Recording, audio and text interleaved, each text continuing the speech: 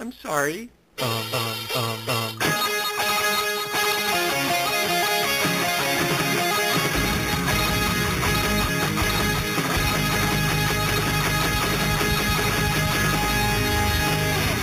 Well...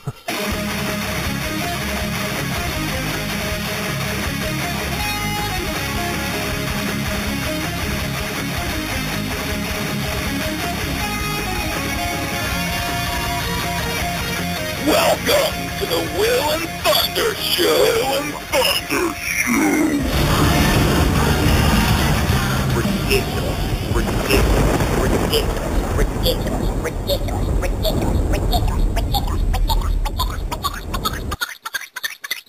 Welcome to the Will and Thunder Show.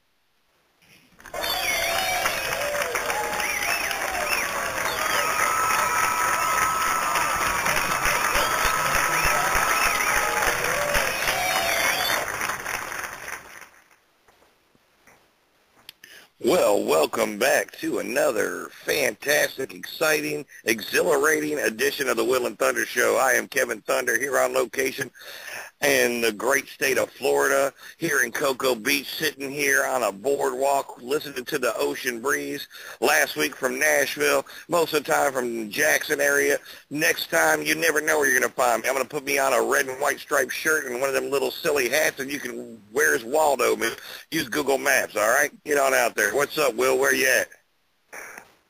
I'm in the same place I'm at every week, home base here, Fayetteville. You suck, by the way. You know what? No, I don't suck. You know, it's just the good Lord shining down on me right now. And, you know, it's good to have a little time away from everything. You know, working hard and, you know, having all them kids and everything. I need a little time away and got some things to take care of down here in Florida. Just going to come down, have a good time, get my feet in the sand, and enjoy myself for a little bit. So don't be jealous, don't be a hater. Well, don't hate the player, hate the game, they used to say. Yeah. About that game, the job market really freaking sucks. Yeah, I understand job markets are tough these days, but there's always McDonald's, maybe Wendy's, Taco Bell. I mean, there's jobs out there. You just have to be willing to take that. Yeah. So I could just see myself in the interview now. Let's assuming that I actually wanted to do that. The interview, the manager said, "So why do you want to work here? A man of your age and credentials and all that stuff. I'm looking at your resume. Beer money." Well, you know what? You gotta have some beer money. And on top of that, what else do you need? As a grown man with a wife and a family, every once in a while you got to get away, and you have to be at work late. An alibi. There you go. Listen, baby, the drive-thru stays open till 1:30. So does the beer joint. And coincidence? I don't know. Anyway, we've got a really good band on with us tonight. They're called Sugar on the Dashboard, and they're from Atlanta, Georgia. They'll be joining us here in about around 10:30ish. So yeah, anyway. the last band we had from Atlanta, Georgia was a punk band. This band's got a lot of punk influences with a little bit of alternative kicked in there as well. You know, I'm not going to group them the same as Green Day or Blink-182 or anything like that. Similar sounding, but you know they got a little bit more raw punk to them, I think. Couple kids are here, and you know, we'll get them on the radio here in a little while. We'll get to talk to them and find out where they got their influences, what their ideas are. You know, they've been together since, about 2013 or so. So we'll get them on here, we'll talk with them, chat it up. But first thing first, we have to do our favorite part of the show. Well, not our favorite part of the show, just our little warm-up right here. Our favorite part's talking to these guys out here, you know, making the music work. Before we do the shenanigans, let's tell everybody about what we did yesterday, because that was really cool. Yes, absolutely. This is so cool right here, guys. We are. Go ahead. This is an international radio show now. Yesterday we talked to somebody. We had a band on from South Africa. They're called Terminatrix, and we'll be airing the show in the next week or two. But we recorded the show because we can't have them on live at 10 o'clock Eastern because it's 4 o'clock in the morning there. Yeah. Even rock stars got to sleep sometime. Yeah, the show's like 2 hours long, so it would be like 6 a.m. with the sun coming up there in South Africa, Cape Town, South Africa. So it was really cool. We were able to do that. So, and we also have another band from overseas coming up in the next couple of weeks as well. They're called Savernica, and they're from Finland, and we'll be doing the same thing with them. Recording them early in the day and then rebroadcasting the show. So that's right. And so if you guys are keeping a tally right here, we've been doing this radio show for a little less than a year now, and already, not have we only had great bands from the greatest country in the world, the United States of America, we also have had 3 bands from around the world.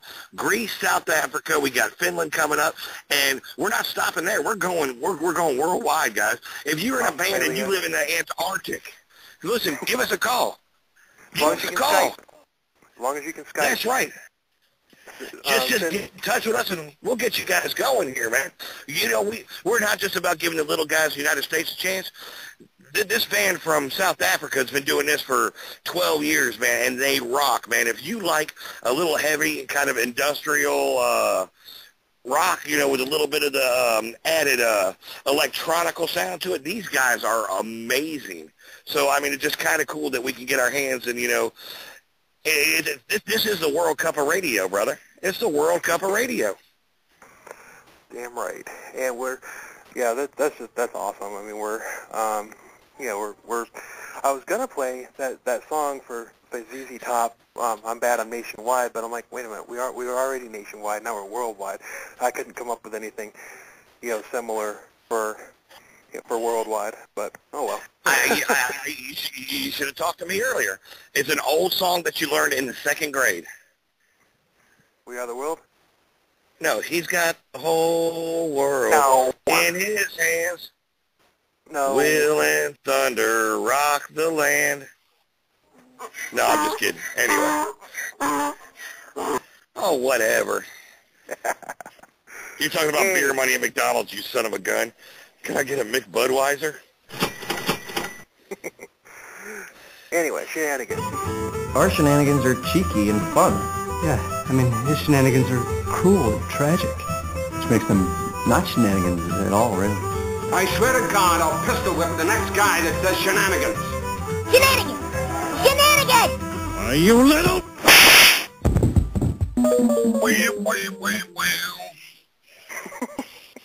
I can't help it, man. Every time I hear that, I just reach in my pocket and look for another quarter. I'm like, you son of a bitch. Pinky, get the fuck away from me. Anyway, I think that our guests are already here, but we'll be bringing Sugar on the Dashboard on in about 20 minutes, right there around 10:30. Anyway, welcome to the weekly shenanigans segment on the Will and Thunder Show. Basically our shenanigans. What do you got for shenanigans this week, man? What's going on that's crazy in this world, or interesting, or above and beyond? What we got going on, man? Hollywood can't do anything original. Well, I'm not going to say they can't do anything original. It's far and few in between anymore. They're going back. Hell, I heard they're making a Gilligan's Island movie. And, they're making, even TV's doing the same thing with making a Wi-Fi vote. But this is kind of a cool concept, though. What they're doing is they're taking today's technology and remaking a great movie with the effects nowadays that are going to make it even better. Well, you know what? That's bullcrap. And this little. I wanted to talk about this on the show, on what we did yesterday with Terminatrix, but the original Last House on the Left. I'm sorry, but this remake doesn't come close to how scary and how graphic the original was. I mean, now the Last House on the Left, is that the one where the girl is a swimmer? It's the one where they get where these girls want to go out partying and they hook up with these with these punks and wind up savagely raping them and abusing them and killing them, and then mommy and daddy get find out about it. Okay, see now I've seen the remake where the one girl gets raped like that, and then the mommy and daddy now the remake was pretty good from the one I saw, where they put the dude's head in the microwave in the end. It cannot hold a candle to the. I understand it. I understand. Yeah, I'm even talking. You know, if you played those two movies back to back, you would be, and if you had never seen either one of them, and you would be more disturbed by the original than the absolutely remake. Because it's just today's movies really aren't scary. I don't know. They're relying too much on effects and too much on supernatural storylines to an extent, more than they are, scary. But that effect where somebody gets stabbed or something and blood squirting out, that doesn't look realistic. What's realistic is what happened in the original Last House on the Left, where they cut and just blood kind of trickled out. That to me looks a hell of a lot more real than a fountain of blood coming out of somebody's knee. Yeah, and you're right. And then the other part about horror movies today, now back in the day you had genres of real horror movies and you had B horror movies. The problem today is most horror movies are B movies. They get unknowns to be a part of this. And as we were talking, with the horror gods, Terminatrix, with their horror festival and all. But not only is the acting bad, and I just totally lost my train of thought there. I was on a roll. The acting's bad, but there's money. There's more money available for the special effects than there are for the plot and storyline. Exactly. And I was talking about like the shaky camera thing with the reality camcorder kind of thing. That's Look, it was good for the first couple movies, and it wasn't really good for the first couple movies, but it's played itself out. If it was done right, it would be okay, but it's never been done right. How many people, are going to be like, oh, we'll stay here tonight, and they keep showing the camera to their face. Oh, yeah, I'm scared to death, but we're not going anywhere. No, run. That movie Cloverfield, which was supposed to be, which is another, yeah, I mean. It was a giant slug. If they had just done it with the, with a regular budget for a horror movie, it would have been pretty cool. It would have probably been better than that 1998 remake of American Godzilla movie. Well, you don't know the Cloverfield thing. That's so stupid, man. Look, I could have fixed that in a heartbeat. You get a couple of those airplanes that douse these fires in California and Colorado, fill them full of salt, and lay it on that fucking slug right there, and guess what? You're done like dinner. It'll eat itself up. There was the slugs, but there was also this, a huge reptilian-looking monster as well. I never really watched the whole thing, but anyway. But, yeah, you see the slugs first, and then toward the end of the movie, you see the monster. I watched the whole thing just because, I'm a diehard Godzilla fan. Right. Now, I've heard that a new Godzilla is actually really old school. I mean, Godzilla fighting another monster, and it's more based that way. Well, that's what I'm hearing, and I should have already seen the movie.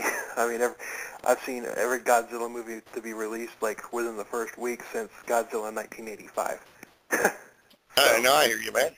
And you've seen all the ones prior to that too, just watching on TV, Yeah.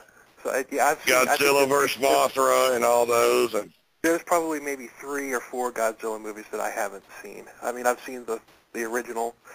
There's the original, and then there's Godzilla Raids Again, and then there's Godzilla vs. King Kong. That was the third one. Yeah, all those great movies, and they're. I mean, none of them were really scary, and the special effects. The special effects are bad, but they're supposed to be. I mean, but then so when they come out with. I'm really looking forward to seeing the new Godzilla movie, and I will. I don't think that I'm going to like it as much as seeing some guy walking around in a suit and trashing the trashing plastic hotels. Yeah, but I'm sure it's going to tripping over a fishing wire that's got charges on it. Yeah, I'm sure it's going to be night and day better than that Matthew Broderick. Oh, absolutely. Iguana film. Uh-oh, I think I need a bigger box. You remember those stupid Taco Bell commercials? Yeah, which was a ripoff off of one of the key lines in Jaws. That's another movie I hope they don't remake. I know. Jaws. They better just leave that alone. Absolutely.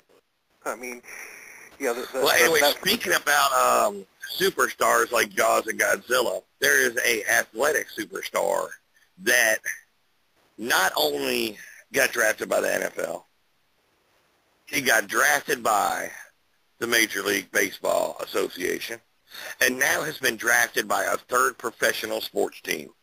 We're talking Johnny Football Baseball, or whatever you want to call him.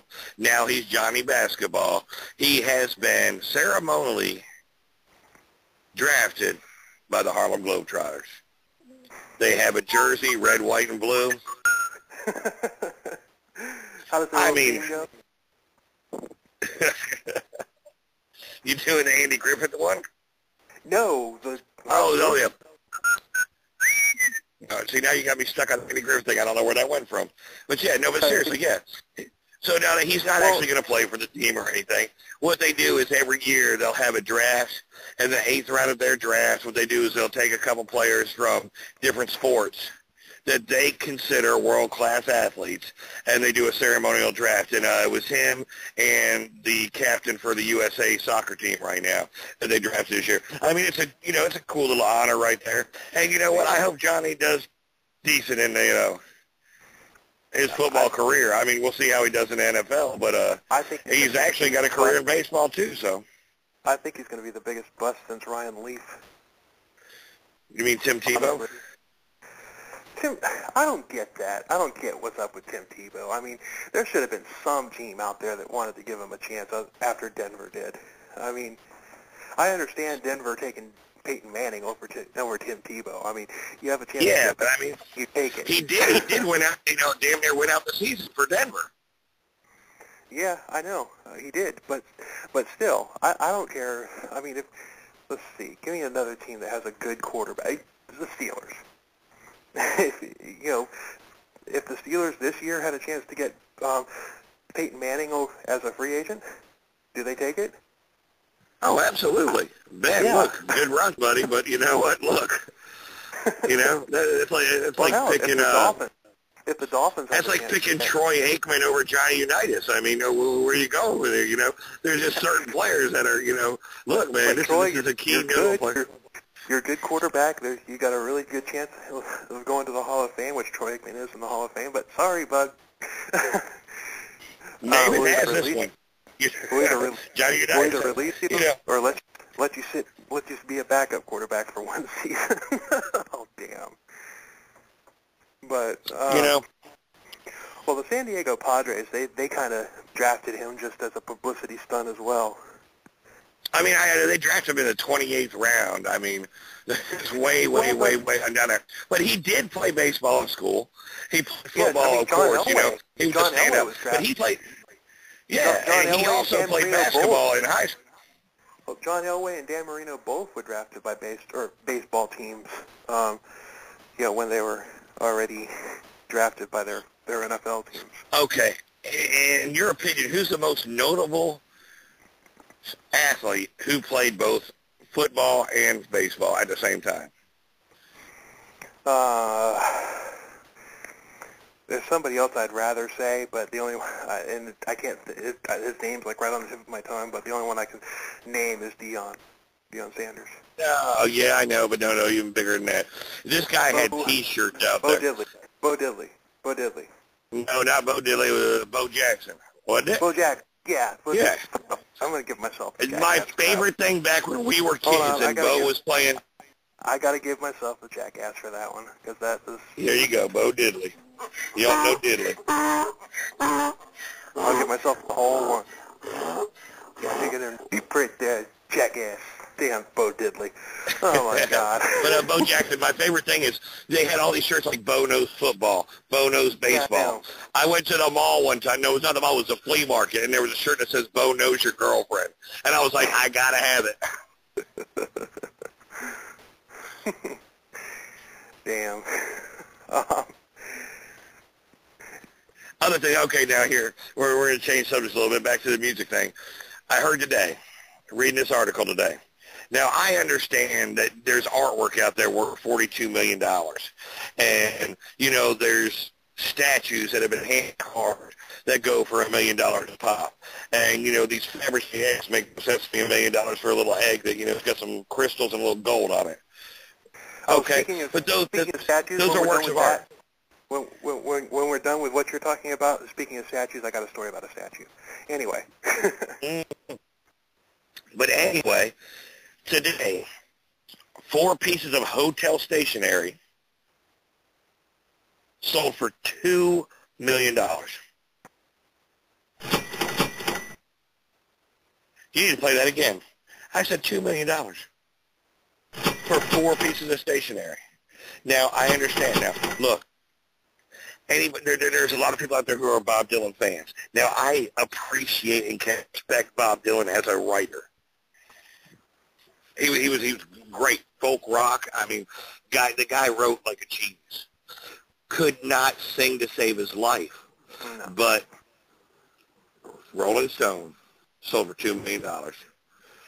The original handwritten copy he wrote in a hotel when he was in his 20s. He recorded it at 24. And now it's sold for $2. Huh? How does it feel? I'm just saying there. I mean, how amazing is that you can sit there at 20 years old and write something that, you know, just pops into your head and, you know, oh, that's a good song. And just think of the royalties he's earned off that, and then that piece of paper earns $2 million. I am you know, I'm like Iron Maiden is my favorite band of all time, hands down. Yeah. But I wouldn't pay more than maybe $20 for like a piece of paper that Ace is High or Number of the Beast or something like that was written on. I might give you $20. That's it. Yeah, I'll be like that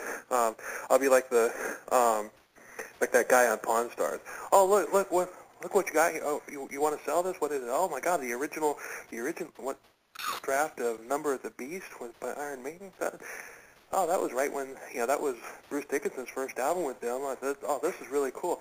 What, you want to buy it? I'll give you $20. I mean, I understand some things have some worth, man, and I mean, this will probably, you know, be a good investment for somebody at $2 million. Somebody will buy it for $3 million later down the line. But, you know, or they might not, because as generations get older, Bob Dylan died, kids, I'm telling you right now, no, I know when Bob Dylan dies, but all of Bob Dylan's fans are going to die too. True. My kids have no clue about everybody must get stoned. They don't have a clue about Bob Dylan. They don't care. Right. They're going to want to buy shit from one of these jackass musicians right now. It's some Disney pop star. Oh, that was Miley Cyrus's foam finger from the video, you know, awards. Are you fucking kidding me? Let it go. Anyway, I'm just saying, you know what I mean. Yeah. I mean, it's an investment to somebody who really likes it, and they'll die happy knowing that they have that. But that's one of those things that, I mean, very few things will go the distance like that. You're going to have 1 or 2 people, and it trickles down where it'll become, you know, there's 100 people who want this, down to there's 50, there's 25, and as the age goes on. Like today, you still could sell Elvis's Blue Suede Shoes to one 24-year-old whose mom loved Elvis, whose mom loved Elvis.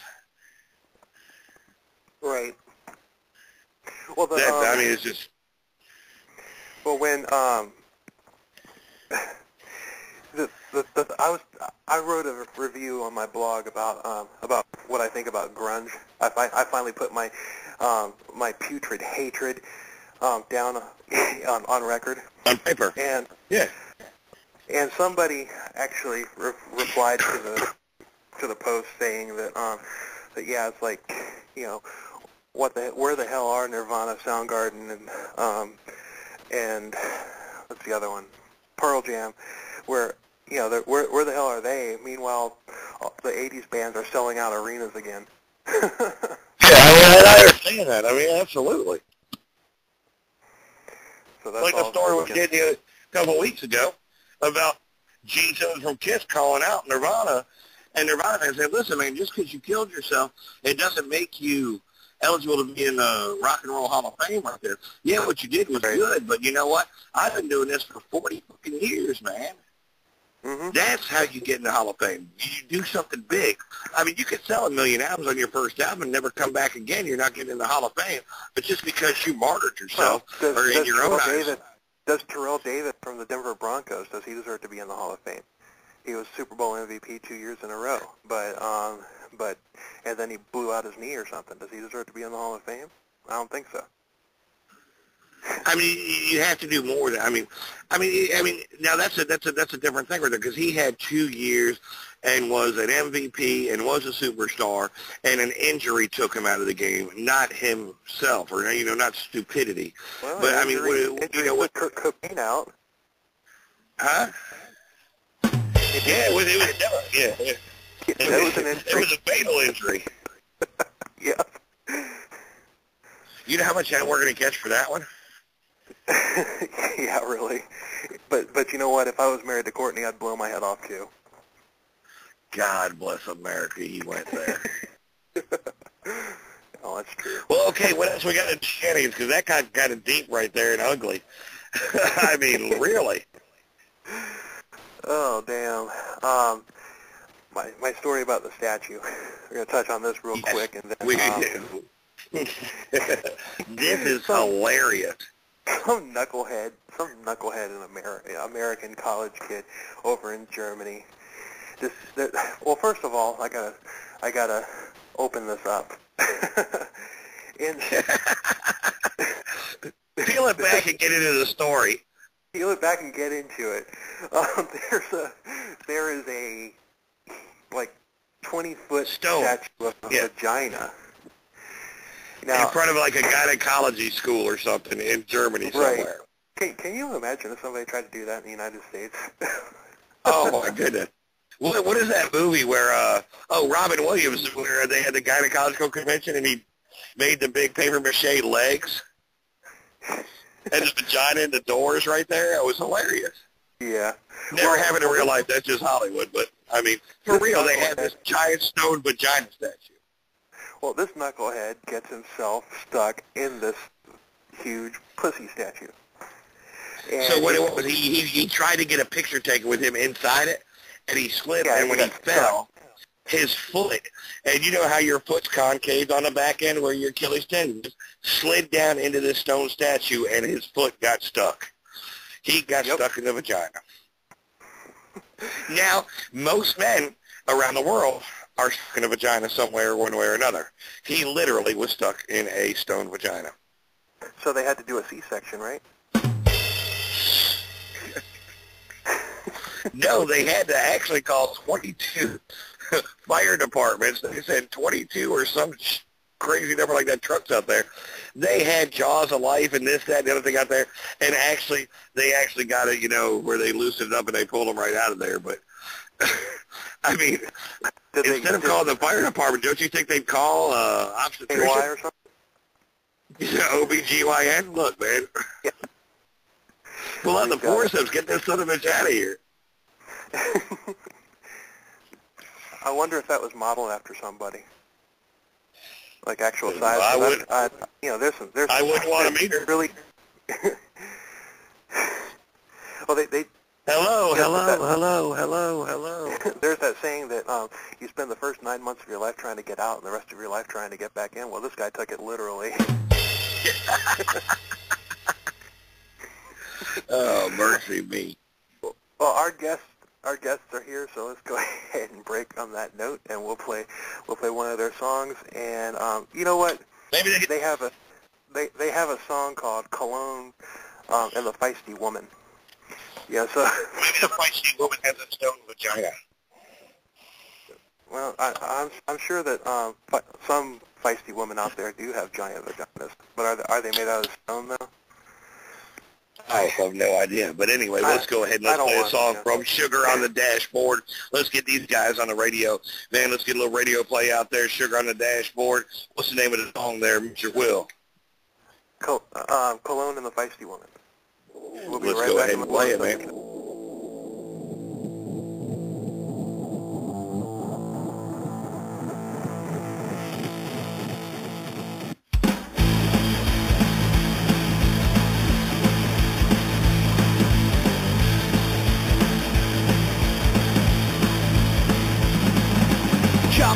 closer and I'll show you my stab wound. She got a heart attack and it's coming real soon. I got an eye of fist and I always tack a knife. You coming at me something, I'm gonna start a fight. So stay so girl because you'll always be faster. And if you come, would you be able to last her? I'm doing 20 years of fencing up to the crime. I gotta like to think I'll do it in half the time. Hey, hey, who you talking to anyway? Got a secret but I don't know how to keep it. Oh, hey, hey, I don't know what to say. Got a secret but I don't know how to keep it. Oh.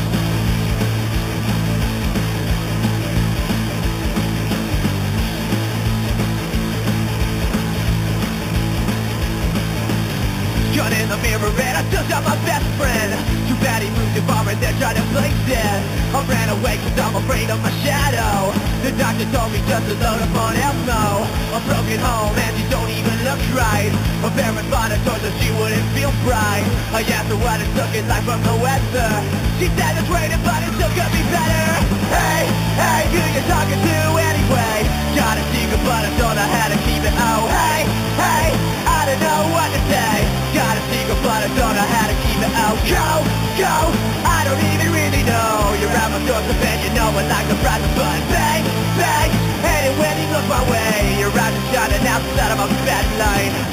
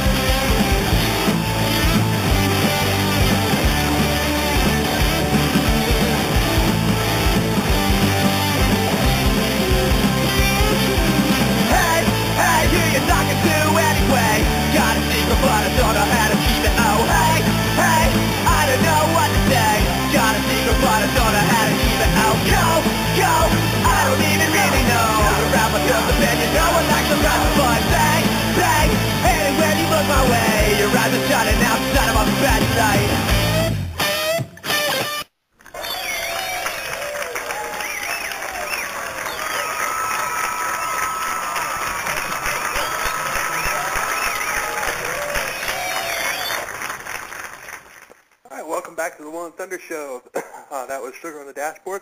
Who we got here with us? You got the whole band today. I'm Braden. I'm Ryan. I'm Austin. And I'm Brett. I'm Will. Right on, man. Well, welcome in, guys, man. Listen, look, I noticed on Reverbation, man, you're missing one of the names on there, man. You got your drummer, your guitar player, and singer on there. You don't even mention the bass player. What's up with that? We don't like him that much. Hey, yeah, I know. Pick me out. Hey, look, man, I feel you, brother. I'm a bass player, too, man. I'm so sick of that, oh, he's just a bass player thing, man. You know what? You need to get on Reverb Nation and put your name on there or start your own page and be like, you know what? F you guys, man. That's not cool. Yeah, solo project. Yeah, solo project. Yeah, solo bass project. That's all I'm saying. Anyway, welcome on to the show, guys, man. Good to have you on, man. You guys, man, that song was pretty awesome right there, man. You guys got a lot of punk groove on there, man. A little bit on the, you know, high-end kind of little not hip-hop, but, you know, on the poppy side. But, man, I love the, you know, punk groove you got kicking there, guys. Thank you so much. That song wasn't written about a 20-foot stone vagina, was it? It is if you want it to be. Well, then there we go. We have a winner chicken dinner. Anyway, well, want to get right to, you know, nuts things right here, man. Where you guys get your style from? I mean, have you guys been together for, what, about a year now? Actually, like a couple months. Not even a year. Oh, it's going to be a year in, like, the fall, huh? Yeah. Yeah, probably like October. Yeah, it's almost a year. That's pretty cool, man. You guys sound pretty tight, man, for being together for, you know, kind of a short, you know, amount of time right there. So you guys been playing for a long time? Yeah, we've all been playing, well, besides Austin, we've all been playing our instruments for a good amount of time. And one of those things, too, I mean, where just, like, we just happen to all find each other and have a really good chemistry and play really well together. Kind of meshed right off the bat. Yeah. Well, that's pretty impressive. I mean, not even a year. You've got a 4-song EP out, and you're represented by a management firm. That's pretty impressive. Well, thank And you. very, very impressive. And actually, the videos you guys got on YouTube, that one gig you guys playing out in the snow, that's pretty cool right there, guys. Man, you know, yeah, I clicked on there. I'm like, what the hell's going on? I was like, they're not building the snow, man. Man, this is a little bit of rock and roll kicking here, man. Yeah, I wish the song was more rock and roll. Yeah, you know. Yeah. Well, you know, definitely the stuff you have on. You need to elaborate what you have on Reverb Nation into some video work right there, because I'll tell you what, they're a lot harder and groove a lot more than some of the, you know, the acoustic stuff. The acoustic stuff's cool, don't get me wrong here, but I mean, they're not really getting a true taste of what you guys are doing off those couple, you know, YouTube videos I've seen. You guys really got a little more edgier, harder sound than that.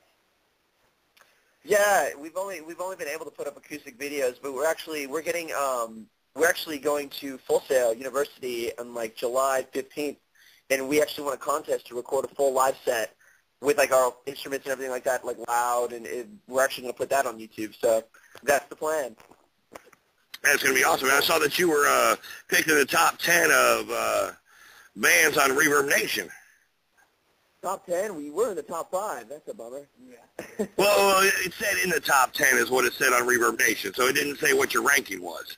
So, I mean, I was just throwing that out there. So you were number 5. Yeah, we were. I think I hope we still are. Yeah, I hope you probably still are, but it said in the top 10 is what it said, in the top 10. So it didn't give you an exact ranking. So. Yeah, we're in the top 10 for sure. So where did you guys get your influences from, man? One at a time, just let us know. I mean, like, as a guitar player, who do you look to? I mean, what was your inspiration in, you know, grabbing a guitar and trying to, you know, learn how to play and playing, you know, the style of music you play? How did that come about, man? I guess for me it was kind of weird. My whole family I grew up around a lot of 80s rock and a lot of that hair metal, Guns N' Roses type sound. There's nothing wrong with that. That's right, yeah. And I think Slash was probably my biggest influence on my soloing and kind of how I play. So, if I had to pick one person, it'd be him. So. Well, I mean, that's not a bad idol to have right there. I mean, he was one of the kings of, you know, guitar back in the, you know, especially mid to late 80s, early 90s. And nothing wrong with hair metal, man. That's the era me and Will grew up in, man. Don't sell us short, all right? Absolutely. Well, we're old folks, man, you know. The thing that's awesome about this, I mean, there's you guys, there was that band Switchblade Serenade, their guitar player also said Slash was the main influence on him, and he's you guys' age. I think they were like 18 and 20, I think. But it's like all these people, you know, that are in their teenage years today and making music and everything for the first time. They're all influenced by 80s guitar gods. Where's Eddie Vedder? Where's where are those guitar players? I can't even name a grunge guitar player personally. So where the hell are these guys? And you know what, that just makes me feel good because I hate grunge.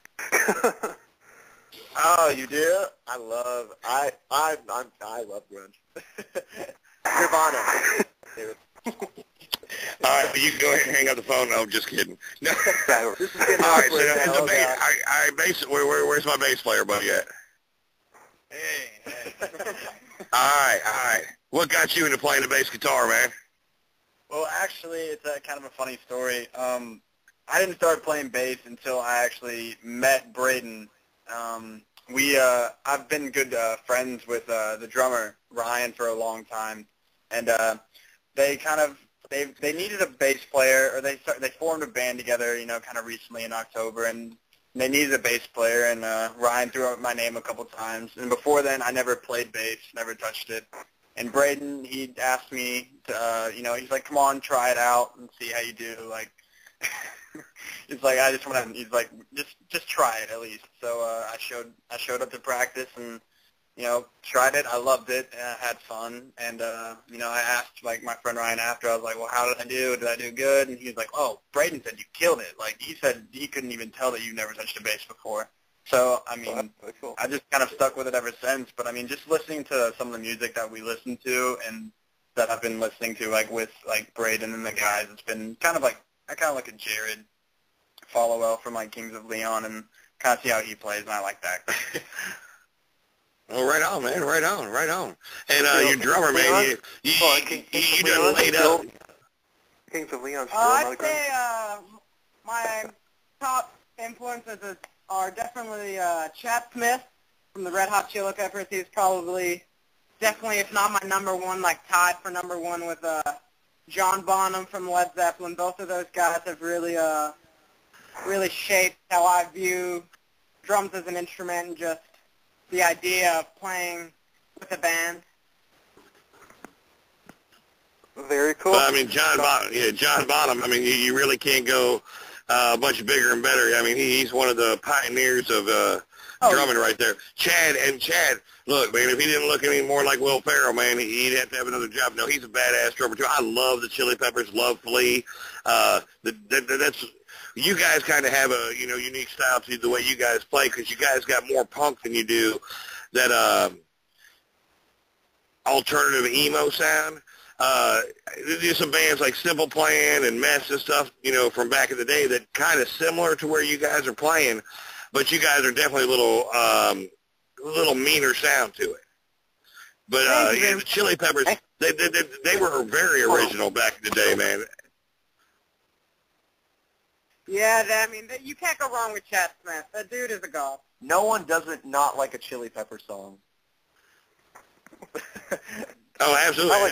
It's one of my favorite bands, and I guarantee you right now, there's not a Chili Pepper song that I do not like. Yeah, yeah. I like some of their earlier stuff. I like their earlier stuff.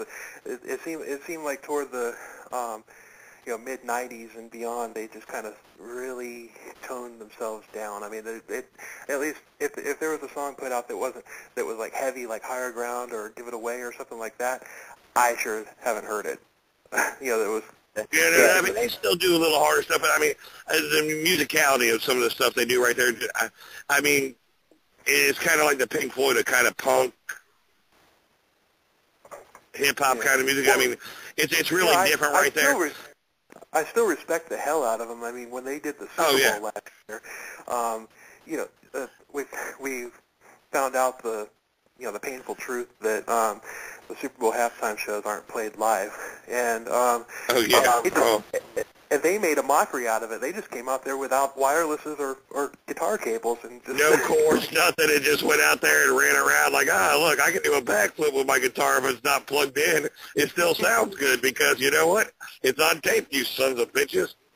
And they caught hell. They caught hell for it, and then Flea came out and said, look, we were told that we couldn't play our basses, so our instruments, so we thought you'd rather see us do that and just come out and be honest with it than faking it like everybody else does. I was like, no, you go, Flea.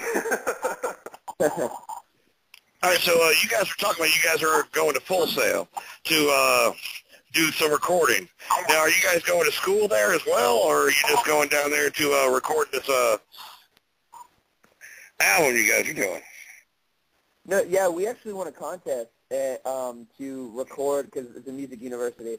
And none of us go there or anything like that, but we just won a contest. We get to, we're close by and we're in the area. We're in Atlanta, so it's a couple-hour drive, and so we're just going to drive down to Orlando, and they're giving us the opportunity to record our live set professionally. So we're like, why not? Thank you.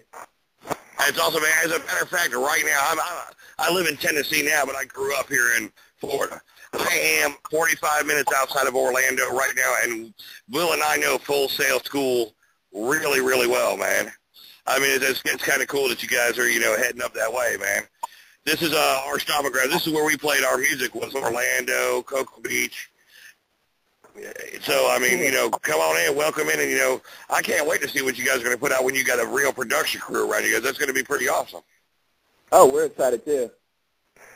I don't know. Now, quick question. Hold on. I don't know how Full Sail is now, but back in the day when they would have bands go in there and do their their live performances and everything, they weren't really. I mean, there weren't really a lot of people there. So a couple of the bands that I knew that did it basically brought their own people with them to be at the front of the stage and jump around and act like they're into it and everything. But I don't know if that's still the case. This was a long time ago, but you might want to look into that. Otherwise, you're just going to have a video of yourselves playing on a stage with nobody around it. It's not the first time.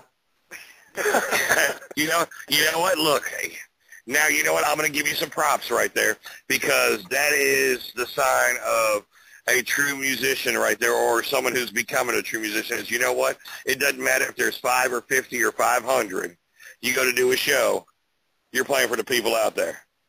And you do it hard and good. Mm-hmm. And you do it for yourself as much as you do it for everybody else, man. You love the music that much, the people will come. Oh, for sure. That's the plan. That's the plan. Have you guys? So how old are you guys? What was your age group of you guys anyway? Well, I am 19. I, the drummer, am 17. The bassist, I'm 18. And I, on guitar, I'm 17. All right. Are you guys all graduated high school already, or are you guys in the midst of doing that? And Austin and I graduated high school, and then these two are still in high school. Bunch of losers. Graduated already, man. No. You got a band to play with, all right? No, I'm just kidding, man. No, get a degree, man. Because if the music thing doesn't work out, you have to have a job. McDonald's. That was my public service announcement, man. I get paid to do that. Anyway, no, I'm just kidding. But no, seriously, man. So you guys are some young bucks, man. You guys are just kind of getting into this thing. Were you guys in bands before this Sugar the Dashboard originated, or were you guys already doing stuff? Yeah, actually, Britt and Ryan played in a band together for actually a good amount of years, like 3 years? It was like 2. Yeah, 2 or 3 years. And we used to play, my band used to play shows, like, with them. And then Austin's never been in a band before. This is his first band. Yeah. But yeah, we've all played in the Atlanta scene together for a while. At a very young age, granted, but we've been playing for a while. Oh, understood, man. I picked up the bass guitar at 14, man. I played in the school band for many years, playing all different kinds of instruments, and started hanging out with Will right here, and he had a guitar, and we had a buddy who had a set of pipes on him, and he could sing pretty good. And the first band we had, I tried to sing, and you hear my voice now, it's not a singing voice. It's a radio voice, not a singing voice. But anyway, and we dumped that real quick, so I got me a bass guitar and started jamming on it, kind of like you guys, man, and next thing you know, we played for almost 20 years together. Wow, how cool is that? Well, hopefully we play for another 20 years together. That's for sure. It was great to play for 20 years. I hope you get paid more than we did. Yeah, no shit. That too, yeah, hopefully. I got a question for you guys. Have you guys seen the movie This Is Spinal Tap? Yeah, it's the one where the drummers keep exploding and stuff like that. So That's the one. Absolutely. Okay, now, it's the greatest musician comedy of all times. Oh, now, yeah, it's hilarious. We have a segment that we do on the show. It's called Spinal Tap Moments, and it's basically where we have our guests tell about their Spinal Tap moments. Like for example, Thunder and I, we did a show where something actually happened to us that happened in the movie, where we were a 5-piece band. I was a singer, and we had 2 guitar players. And the one of the guitar players literally got pissed off, threw his guitar down on stage, and stormed off, just like Nigel did in the movie. That actually happened to us. Now, so we have this little Spinal Tap segment thing that we like to do here, where we like to get our guests Spinal Tap moments. What Spinal These Tap guys were moments? Press that. Exploded one. Spinal Tap segment. What's wrong with being sexy? He died. He died in a bizarre gardening accident. Dozens of people spontaneously combust each year. Hello, Cleveland! Hello, Cleveland! All right, so you guys played a bunch of shows, so I know you've got them, so let's hear them. Yeah, we are playing, we played over the Spinal Tap moment. What's the Spinal Tap moment that we had? Actually, no, we have one. One show, a drummer forgot to bring his drum seat to actually sit and play drums with. Yeah, I have a Spinal Tap. I think one of our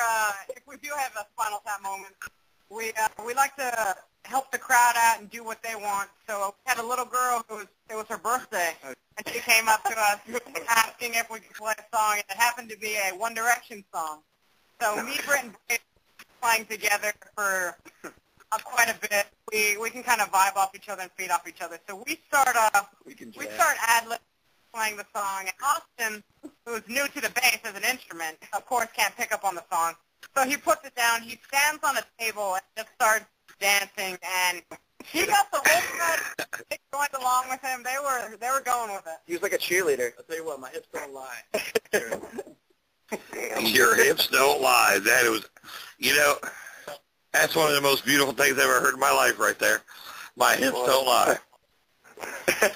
Oh, Lord have mercy.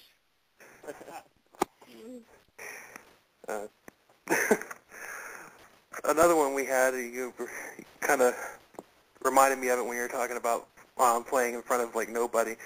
One time we played this show outside of Daytona Beach, a little town outside of Daytona, and for whatever reason, nobody showed up. I mean, there was like the bartender, there was like one couple in the bar, and us.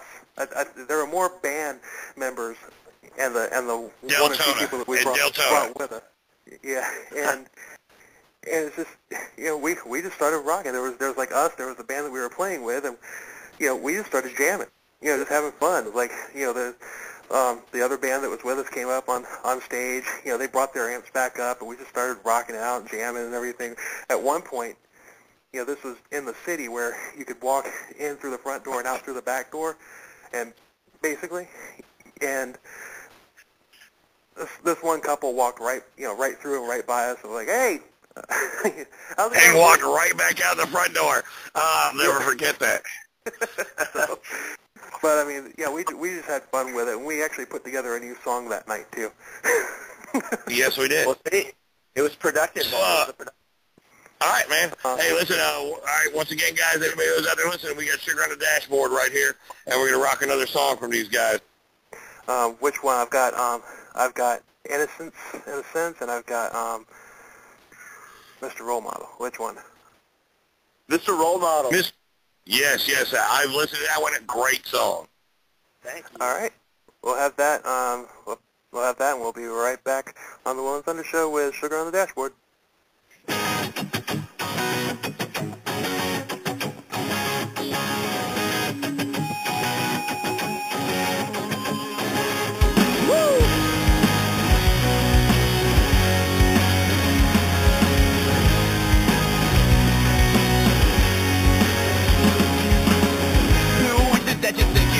I'm a star, I got nothing to lose, I got a shiny car, I don't care what you say, I'm gonna do my way, and if you don't like it, I'ma throw it in your face, and if you want the dream, babe, I'll put you on the team, but let you go when I realize I'm losing steam, cause I'm another nation, we're of a generation, a sorry second ship, we're going into publication, down, oh, I got a feeling that I'll never go around, you,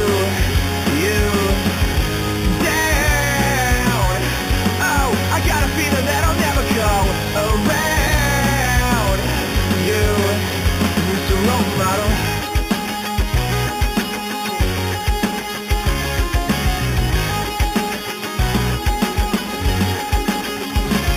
Hey, I've been every city, street, and I don't because I'm doing drugs. Because my father never told me I'm the one he loves. I'm never finished, I go in and fully load and grab it. And if you buy my records, you will need to pull my habit. I'm writing songs about these women that I am abusing, but never look inside myself and see it's them I'm using. Because I'm changing station and changing simple fiction. My life is over cause someday I'll be an apparition. Down, oh, I got a feeling that I'll never go around you, down, oh, I got a feeling that I'll never go around you, Mr. Role Model. Yeah, oh, yeah, oh, yeah, oh, yeah, oh, yeah, oh, yeah, oh, yeah,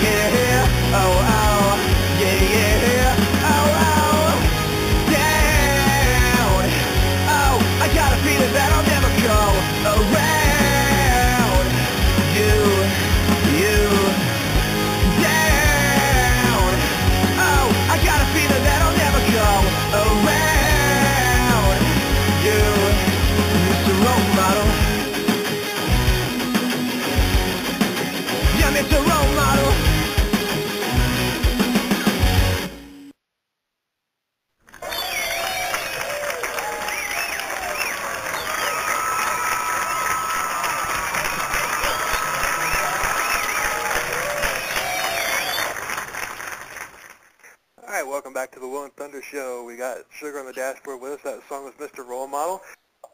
Thank you so much. We appreciate it. Who was that song written about? Well, that song, actually, the whole song, really, I got to meet, I had the opportunity to meet some rock stars, and one of them was Dave Navarro. He was one of my heroes, and he played guitar in Jane's Addiction, and I wrote him, and it wasn't a very good experience when I got to meet him, and so I wrote a song about it. So I guess I was cool. Okay, listen, guys, you're not the first ones to go through that. I can tell you a story right now that will change your opinion on how you will act if and when you make it big.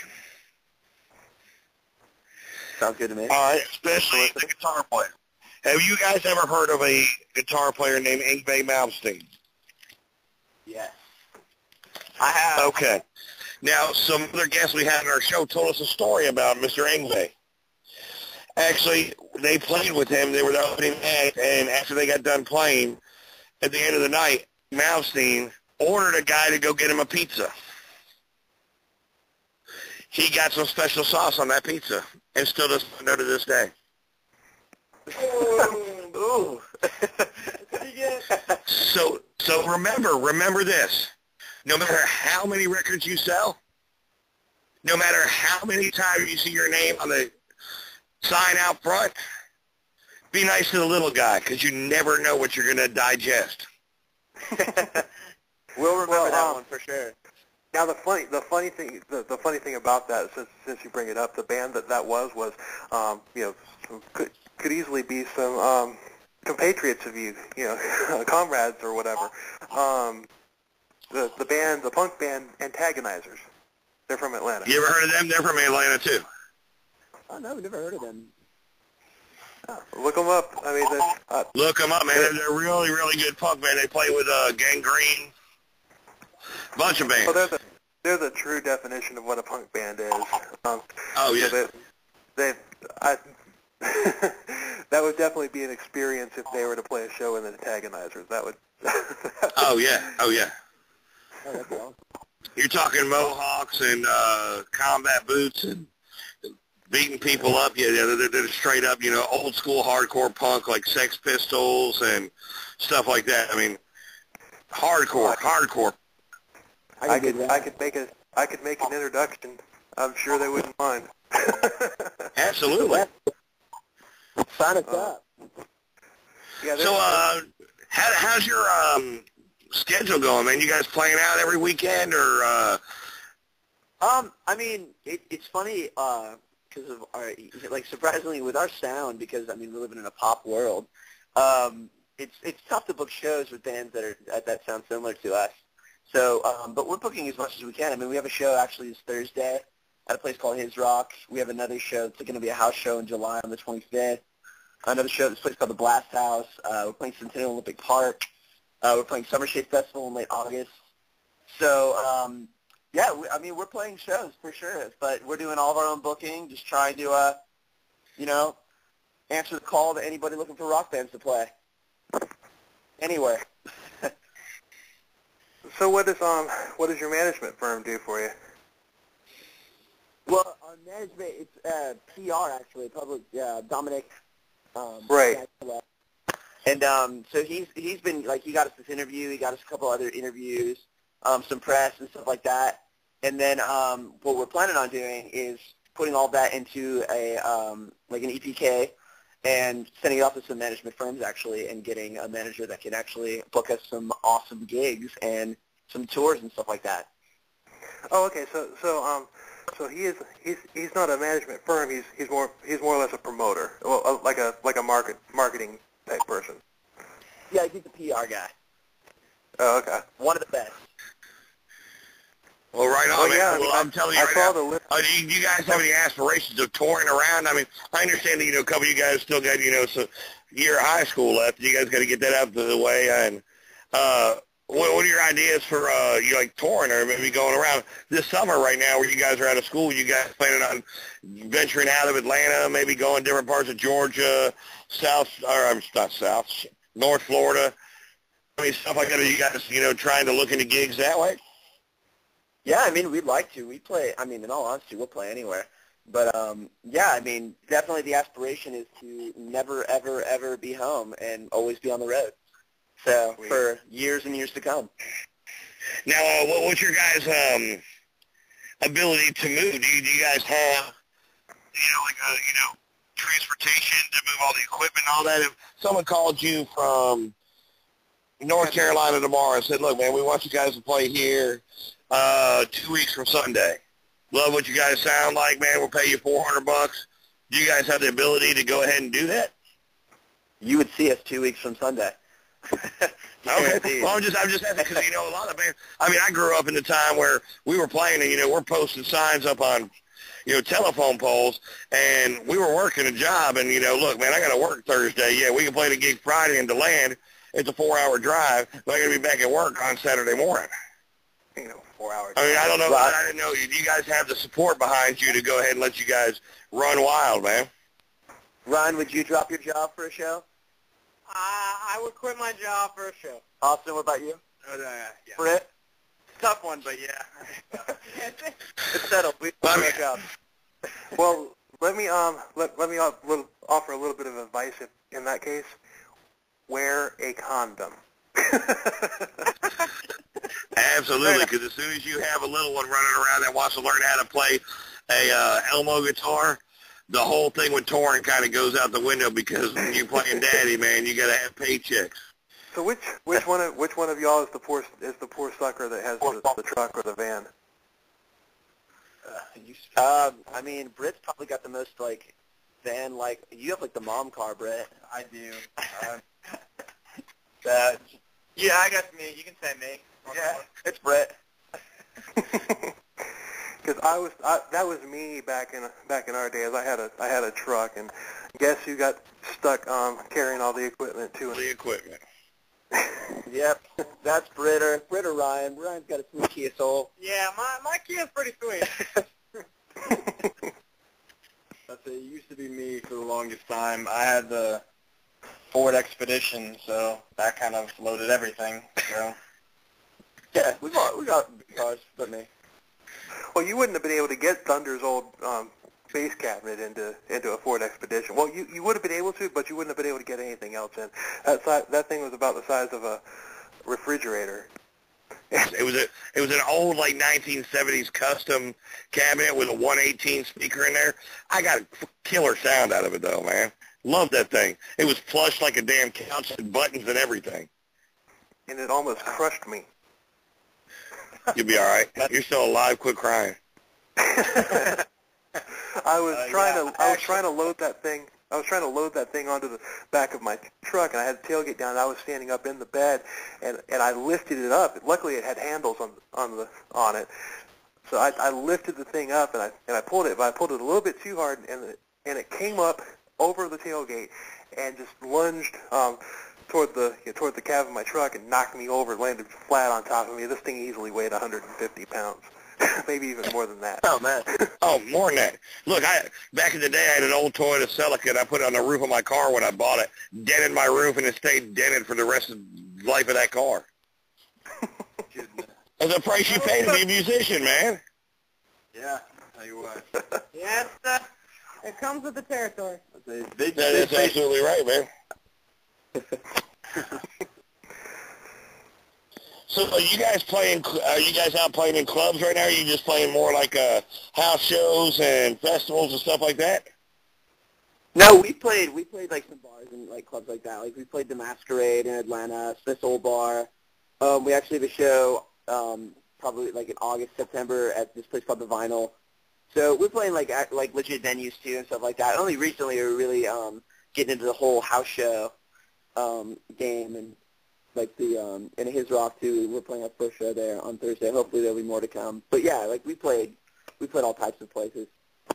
Oh, the house shows aren't a bad gig, really. I mean, if you get with some people, man, around your age, and then you start, getting some college gigs, playing, that really is, it's a lot of exposure. It's a lot more exposure because you can get the kids that are 18 to 20 who can't go into the bars that are, going to really want to, grab your music and, follow you guys around. But how's the situation with you guys when you play a club, man? I mean, I know, most of these clubs that you guys are playing are 21 and over. What's the situation when you guys are, like, loading in, loading out, and, after you're done playing, do they just push you out the door, or how's that work out for you? No, actually, they've been actually pretty cool about it. I think, like, one of our first shows, we actually played at a bar, and it was a 21 and older, and all they did was they're like, oh, well, they thought we were older, but because they thought, they're like, wow, y'all's music is really mature. Like, how old are you guys? And we're like, oh, 18, 19, 17. And they're like, okay, well, we'll just put a little, they grabbed Sharpie and they put X's on our wrist, and they're like, well, you can stay. You just, obviously, you can't go in the bar. Yeah, you can't go in the bar. Yeah. You can't drink it. But, like, we'll go and we'll play a set, and then we'll just hang out there. They're pretty cool about that. They never really kick us out the door. We're pretty tame, too. We don't make a mess of the green room or anything like that. Well, that's cool, man. That's cool. So, what's your guys' next step in this thing? I mean, you got a 4-song EP out right now. You guys doing a lot of writing, man? You guys have an idea of putting out a full-length CD? Yeah, I mean, the full-on plan is to get that major label signing and become the next great American rock band, biggest band in the world. But yeah, no, we got the EP out, and we're gonna fish that out for a while. People are really digging it. We've not got nothing but good vibes from it. And yeah, but we have new songs always, practice and stuff like that. And I'm definitely writing a lot of new songs. And yeah, I mean, the next step is just to get that record deal. That's for sure. Now the bass player is still kind of a rookie. Are there any songs that he's been the wrote or been the primary contributor to, or is that still a work in progress? It's definitely a work in progress. I mean, he's getting his ear. That's for sure. There's some where he for sure is like the primary, because in general too, as like a songwriter, I also dig some bass too, stuff like that. So I challenge him to get creative. Am I right, Austin? Yeah, no, that's true. There's only a few. There's a few if you think the songs on the EP, that EP are great, then these songs that we have written now are even better. But there's a few that I would say I guess I'm the primary, the bassist for. I'm a lead bassist. Where we actually plug in his bass. Yeah, where we actually plug it in. He's in the background, like, what is that twank sound? Oh, that's a guy who's just slapping on the bass over there. We don't have it plugged in. Don't worry about it. Yeah, that's horrible, man.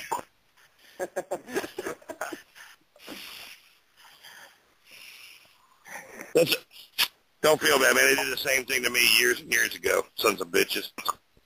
We get no respect, man. Yeah, tell you what, struggle. No, look, and the funny thing is they came to you like, listen, man, we really need you. Oh, you're just a bass player. Fucker, you came to get me. You asked me to do this, and now you're shut up. I'm going to hit you with this bass. My guitar is bigger than yours. Have you seen that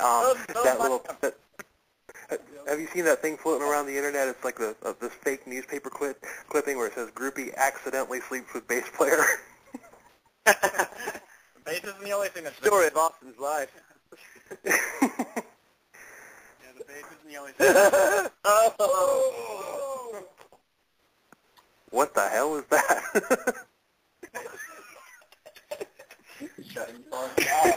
You know what the fun thing is, though? Guess what? Yeah, that might be true. The groupie accidentally sleeps with the bass player and finds out that we had better fingers and better rhythm. So if that's the case, then why are you so hostile? Just like our bassist, laying it down. Go on with yourself. Go ahead, say whatever you want to say. If you top that, I'll listen to you. But you can't, so don't. This is Austin's favorite interview. That's right. Awesome, See, this is the deal. This is our idea of a radio show right here. Is, you know what? It's like a couple guys getting together, having a couple beers, and talking to a band for real. We're not going to sit here like, all right, guys, well, you guys just did an EP, and you did 4 songs, and you did it in the key of G.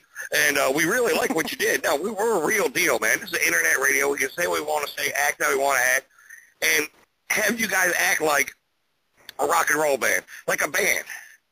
You don't have to be prim and proper, wear a tie, shut up, get the fuck out of here. We're having fun, and we want people to know who you guys really are. Well, you're definitely getting the real side of us, that's for sure. You know what? That's what it's all about, man. I think we're getting the lubricated side of Thunder there tonight. Oh, you know what? Whatever. I'm on vacation, man.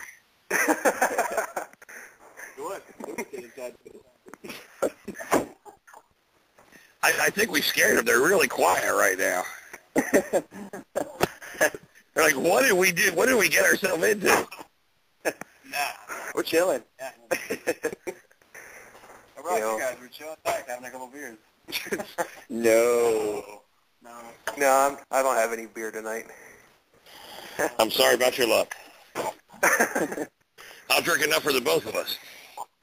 I think you already have. It wasn't very nice, but anyway. Damn. Yeah, I mean, I think definitely building up that social media is definitely a big aspect of how bands even get really noticed. So, I mean, we're doing that. You know, I mean, yeah, because it's true. You know, it's not something that's going to happen overnight, but you know, we're earning our keys, you know, and we want to be able to say that we worked for this. And that's the only way that you're really going to do it. You know, if it did happen overnight, it would kind of be a weird thing. I wouldn't really feel right about it because I didn't really work for it. So that's just something we're all just going to keep paving our way and just moving forward, keep playing shows, keep getting followers on Twitter, likes on Facebook, keep doing interviews like this, spreading the word out that we're going to be America's Next Great Rock Band. Well, see, that's awesome that you're talking like that because, you know, the genre today is so American Idol. Look, I can play, and do you want to skip the whole work aspect of it, you know? You got to put your boots on the ground. You got to go out there, and you got to play some shows and get, you know, a little experience and everything. I don't care how good you are as a guitar player or a singer. To go out and play in front of those kind of people and, you know, those kind of crowds, you got to have the experience of doing it between, you know, your 5 and 50 people like we were talking earlier. And that's kind of cool that you have that mentality. And I'm telling you right now, you are the PR guy right there because you have the terminology and everything down. You're like, well, what we're going to do here, you're ready to roll, man. If you don't make it in the music industry, you need to be a lawyer for the music industry. Well, thank you. I appreciate that. Well, speaking of band names, how did you guys come up with Sugar on the Dashboard? And tell me it's not a drug reference. Austin, how did we come up with the name? Well, you know, Braden used to have a pet rabbit named Sugar, and we used to all, you know, like hang out with it, and one time we had to take it to the vet, and it jumped on the dashboard of his car, so Braden was like, oh, Sugar's on the dashboard, and we're all like, hey, you know what, that needs to be a cool name for the band that I'm not Thank you. So we don't have 4 fucking cokeheads right here. They're like, oh, yeah, we're, you know, going to practice, and we're going to do some Sugar on the Dashboard. Thank you, Lord. I mean, we do, but that's yeah. That's beside the point. That's that is definitely not.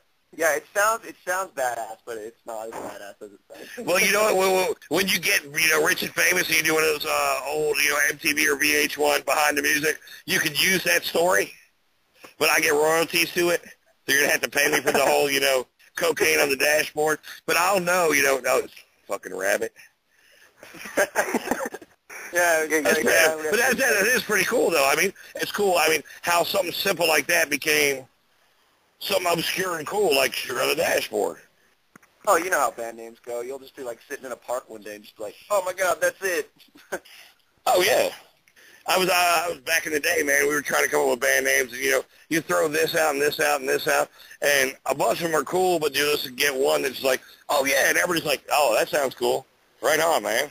Yeah, that's how they always go. They always just, like, they randomly come to you. What were some of the other original names you guys were thinking? Or do you remember? Oh, God. I mean, did we really? We didn't even really have any other names. Well, the Kings, right? Yeah, no. This is the first and the only one. Yeah, it's kind of the first and only name, really. We put a lot of thought into it because, you know, it's one of those things where you're like, oh, you're like, this is going to be the name of the band. It's perfect. We are keeping it. There you go. Or anyone. You know what the perfect band name is when you're just getting started and you're playing in bars? Free beer. That's right, free beer. Free beer. Well, you have the place will be. What do you mean free beer? No, that's the name of the band. Put that on marquee. Or TBA. To be announced. Yeah, TBA. Or Nickelback. Hey, we got a call. We got a call here from 404. That's Atlanta. Hold on, 1 second. We're gonna bring them on. 404, go. Atlanta hate city. That's it. We breed the rappers. Is this Eric? Pocket. It is. What's up, man? Hey, this is Eric from Antagonizer. What's going on, man? Oh, wow. Hey, man, thanks for listening to the show, brother, man. Yeah. Thanks for taking my call. Oh, look, man, we appreciate you being back on, man. We were just talking about you guys a little while ago because this band here that we're talking with tonight, Sugar on the Dashboard, they're from Atlanta. They're an up-and-coming younger band that has kind of a punk vibe to their music and everything. We were talking about possibly, making a introduction, so to speak, but maybe getting the two of you guys on the same bill one night. That would be cool because in Atlanta, it is quite different than it was years ago, and finding the bands who actually want to do it with some feeling and have passion about it are few and far between. And when they are around, usually they find a manager who tells them, you need to make sure you think you are bee's knees. So, right. Yeah. That's why Justin Bieber moved here, I guess, right? And I apologize for that. Oh, Lord. Hey, it's not your fault. No, it's not my fault, but look, man. Look. I'm from Tennessee, and I'm sorry? I asked, are you his real estate agent? Uh-huh. No, but I own a gun, and I live in the United States, and I haven't shot him yet. Yeah, right. And that's why I apologize. I mean, not that I'm violent like that, but I mean, there's a line sometimes. Well, last year, my band Antagonizers released an album or an EP titled "Hold Your Ground." Well, in Florida, down where you guys are, it's "Stand Your Ground," but it's pretty much the same thing. Rather than a neighborhood patrol guy with a boom firearm, it's more about growing up in the city, making your way and brass knuckles, sticks, baseball bats, whatever you can get Agent Orange style. Yeah, something like that. I understand, man. No, I understand, man. How about we go ahead? And take a break? We'll play one of their songs and one of the Sugar on the Dashboard songs, and let Thunder and I will just sit back and let the two of you pick each other's brains for a few minutes. How's that? Sounds great to me. Awesome. Well, the only other song that I have on here is Innocent in a Sense, and we'll be right back on the Will and Thunder Show with Sugar on the Dashboard and Eric from Antagonizers.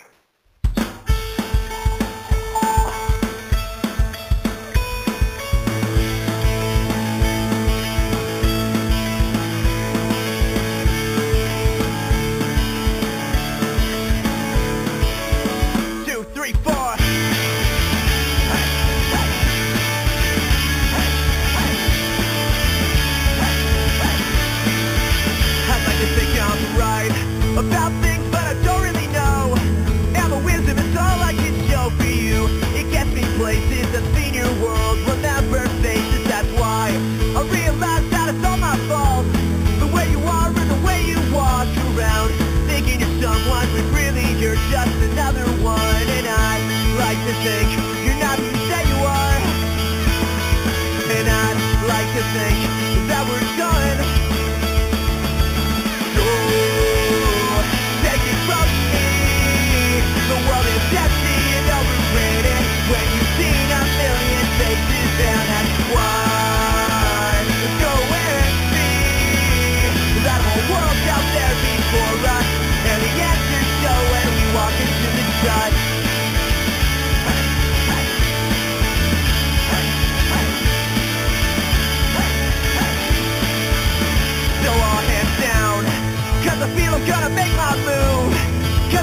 got something to prove to you. Into this journey where everyone is afraid to worry about little things that don't make sense.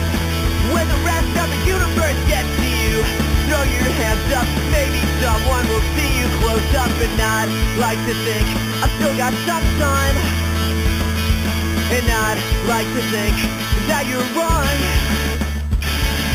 So, take it from me, the world is empty and overrated when you've seen a million faces, and that's why. Let's go and see that whole world's out there before us, and the answers show when we walk into the sun.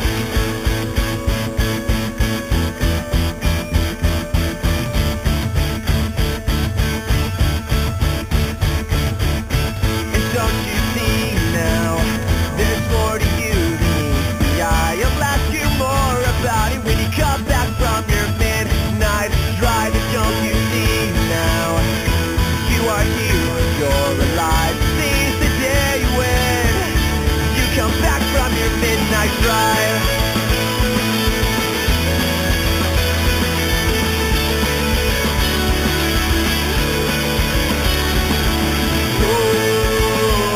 Take it from me, the world is empty and overrated when you've seen a million faces, and that's why. Let's go and see that whole world's out there before us, and the answers show when we walk into the sun.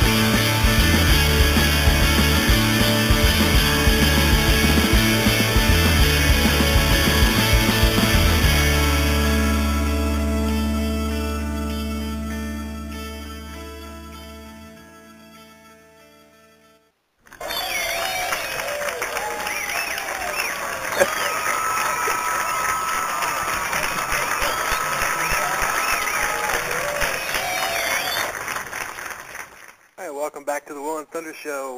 We're back with Sugar on the Dashboard. That song was Innocent in a Sense, and our studio audience loves you guys. You guys always have the biggest studio audience. Man, I don't know what it is, man, right there. I guess it's because we pay them so much, you know, just come and clap for us. So. Hey, that's where it is, man. You know, it's Look, man, if you don't have any friends, you got to pay out the program. That's right. You have to figure out the program, right? That's it. Yeah, they're so coordinated with their applause. I mean, they're so tight. It sounds exactly the same every time they do it. I mean, it's amazing. Well, you know, you're practicing 2 or 3 times a week right there. I mean, you know, that's what makes a band and a studio audience right there. So, you know, you got to get it done, man. Well, guys who dress up like Romans with whips help too, right? Of course, you know, and, you know, we throwing bricks at them, you know, when they're out of line, man. Yeah. Well, so Eric, I don't throw them hard, man. Go ahead. What do you? I mean, they haven't even. You know, the guys haven't even really said one word here in a few minutes. So what? We're chilling. Guys, do you have any questions for Eric? I mean, he's a veteran. He's like our age. We're both like 26. So. No, man, this guy knows music, man. They're 26, so they're getting walkers next year. They're filling out the application right now. That's right. They're going to school, man. 26 and holding. There you go. Yeah, I'm an old fart, man. I didn't know it and deal with it. But yeah, there's some young kids right here. And to be honest with you, Eric, man, these guys have been together for less than a year, man. And that song there is one of their lighter songs right there. The other songs are a little more hard, a lot harder, and, you know, got more of a punk edge to them, you know, a little poppier too, you know, a little more pop on the drums and the bass. And their bass player never touched a bass till the band got together. So, I mean, they're actually very tight for a band that's been together for less than a year. And I was surprised. What's that?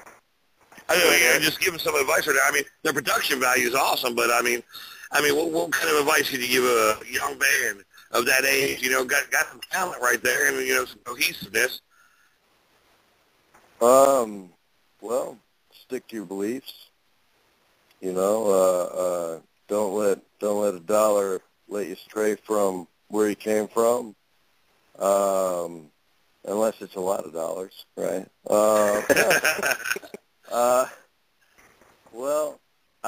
could write a book, many volumes of books on what not to do, who not to work with, you know. But I don't know. It sounds like these guys do what they do well and like what they're doing. That's what it sounds exactly. like. And the other thing is they're ready to put their boots on the grounds and do some work, man. They're ready to go out and play some shows. They're not looking for the easy access American Idol, look what I do kind of attitude right there, which is awesome, man. Yeah, I live closer to downtown than uptown. Justin Bieber's uptown, though, right? Yeah, you want to call it that. If that's uptown, I'll stay downtown, man. But if you want to get together, pick my brain, or help network on anything, hit me up. Thank you very much. Yeah, that would be cool. We could have like, you know, the two of you guys play together. It could be like the Will and Thunder night at whatever club in Atlanta. Man, Harry, man, I appreciate you following, you know, after you guys being on the show, man. It means a lot, man, bro. I appreciate it. Yeah. You guys just need to make it up to the ATL every now and then, right? That's right.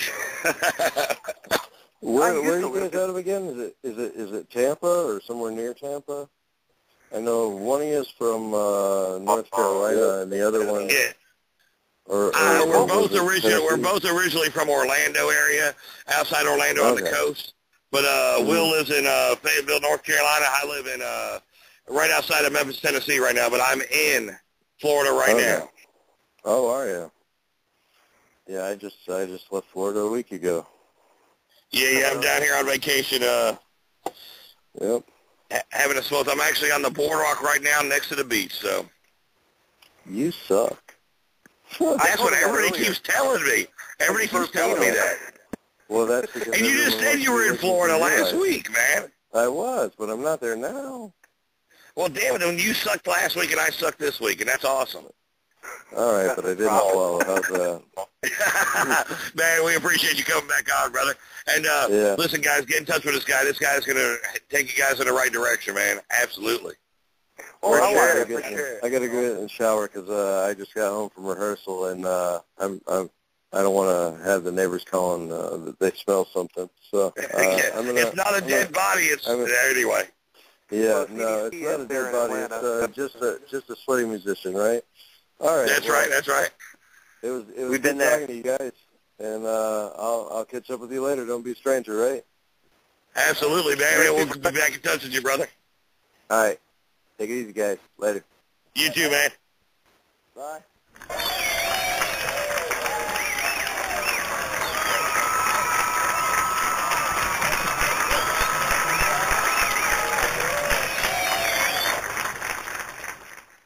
Well, there you go, guys, man. Look, I'm telling you right now, that's one of the biggest punk bands in Atlanta right now. They play with, I mean, I don't know if you guys ever heard of the punk band called Gangrene that's been around since the... Oh, yeah. Yeah. Okay, they play together all the time through Florida. Yeah, they just went on tour together. These guys are awesome, real, true punk band, and he just reached out to you guys. You guys got a leg up right there. That is the coolest thing. All thanks to your show. Thank you.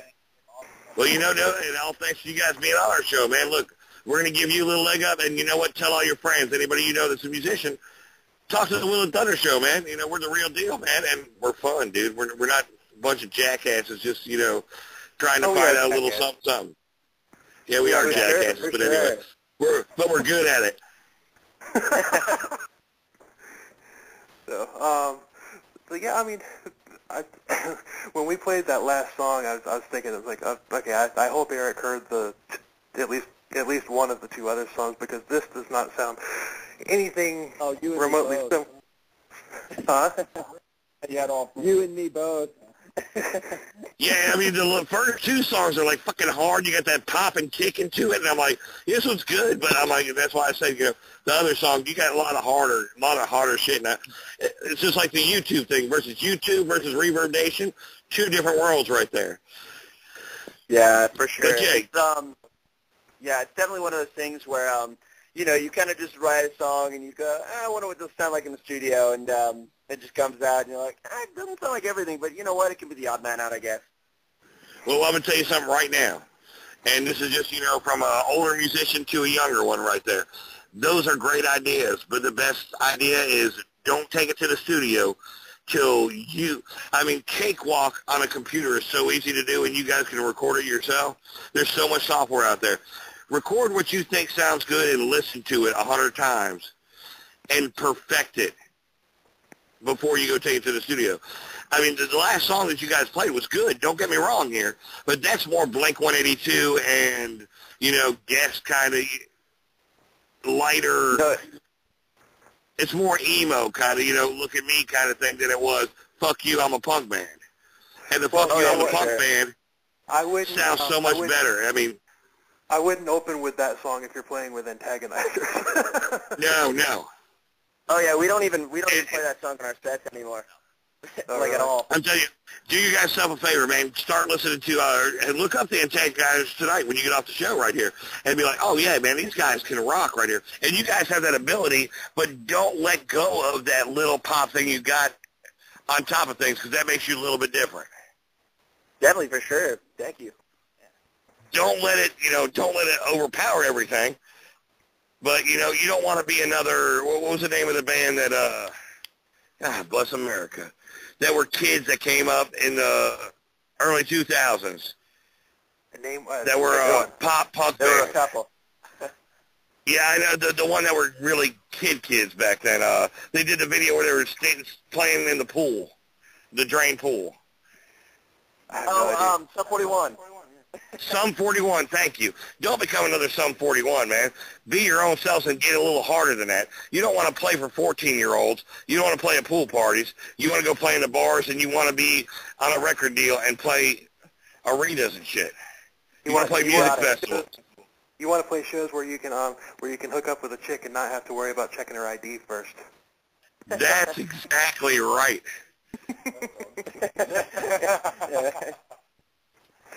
I'm surprised. How cool would that be? Like, oh yeah, come on the tour bus. Nope, you got to go. You're 17. No. I mean, get the real deal and do some grown-up music. You guys are on your way right there, and you guys have the talent. I've heard it, and honestly, I'm a bass player, man, and listening to the songs, I would not know that you have not played at all until starting this band 6 or 7 months ago. I just thought that you had been playing a bass guitar for at least 3 or 4 years. I mean, you guys are still young. I have a really good question. This is interesting. Okay, they've been around since October. We've been doing the show since October. So I want, we've been giving them our critique of them. I want them to give us their critique of us. We've been around our thing has been around for about the same amount of time as their thing. So our radio show is only we started in October. So what do you think? How do you think we're doing as a radio show? In the same amount of time you guys been a band. I definitely think it's very personal. You feel it's a little less suit and tie. I like it. It's very casual. That's for sure. Yeah, suit and ties out the door. We're just chilling. Yeah, you definitely feel like you can kind of just relax. You can make a joke. You can make a dirty joke without feeling weird about it in the middle of the show. And answer questions without all the pressure of am I going to answer this politically correct? My mom's going to listen to this. Yeah, you're not sitting there after every single question, just well, what is your next step? You're just laid back about it, and it's very chill, very very relaxing. That was our intent when we decided to start doing this thing. We started it off where we were just kind of going around about everything, and we had a Halloween. We did the show for Halloween, and we had a psychic on with we told ghost stories and stuff like that. But then, all right, I'll be nice. I'm not going to call her crazy lady, but anyway. We went through a period of about 6 or 8 weeks where we were just doing short shows about whatever. Well, we found out, tried to exactly craft what we were going to do, and we came up with this format. Do a little warm-up segment for 30 minutes and have the band on for, 90 minutes. Hour and a half. And it's worked. I mean, we haven't I don't think that we've pissed anybody off, and everybody says they've had a good time. We've had a couple people make second, and we've had one guy that's even made a third appearance as a guest. So really, yeah. If the thing is, Will and I have been in the music industry since we were, in music since we were very, very young. I've got some very, very, not very, very, but some popular musicians in my family, and I started at a young age, and so did Will. And we've been around it our whole life. I mean, we lived our,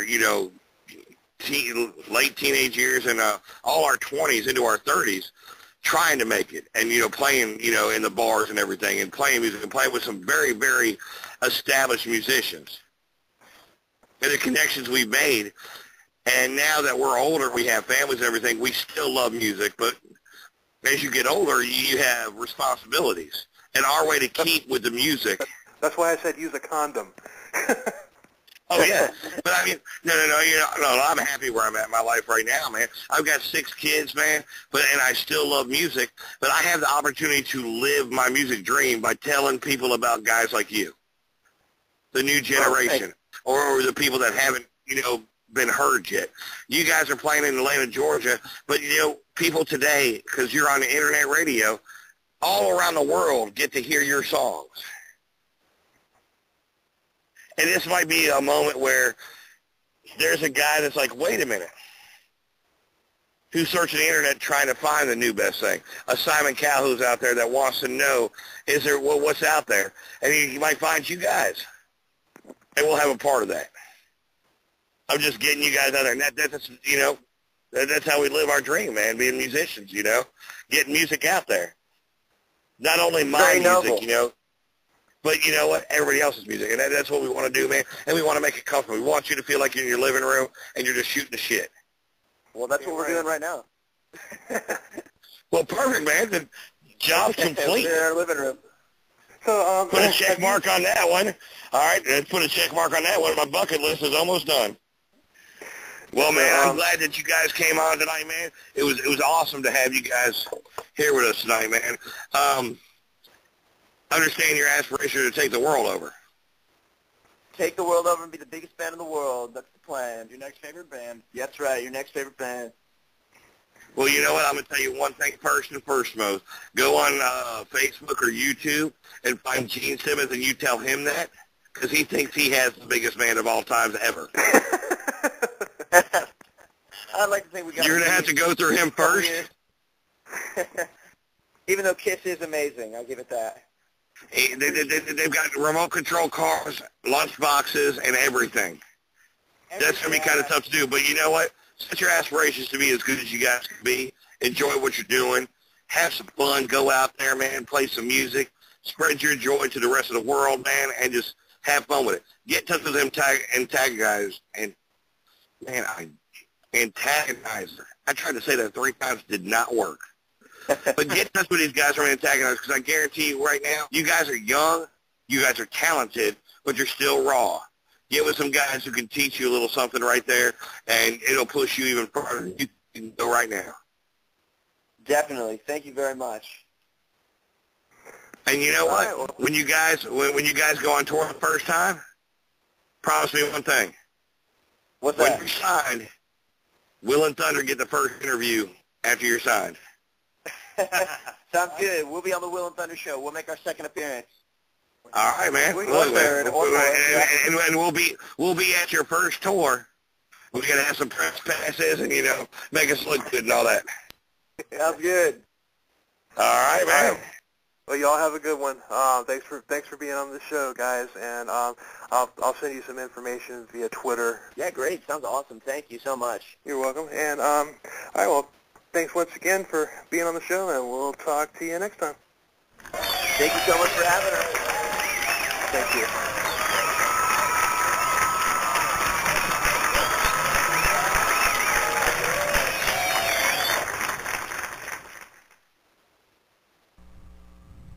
Thank you for listening to the Will and Thunder Show. The band that's going to take us out is Beyond the Fade from Charlotte, North Carolina. You can find them at Beyond the Fade at Twitter and also at Facebook, Beyond the Fade. The song's called Lights Out, and they're going to take us out.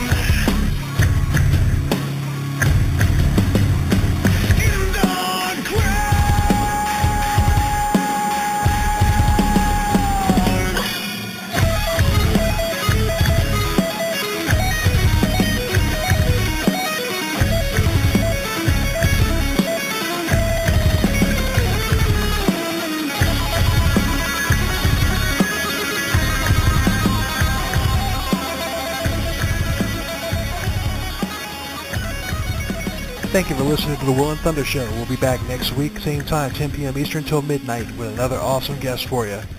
Later.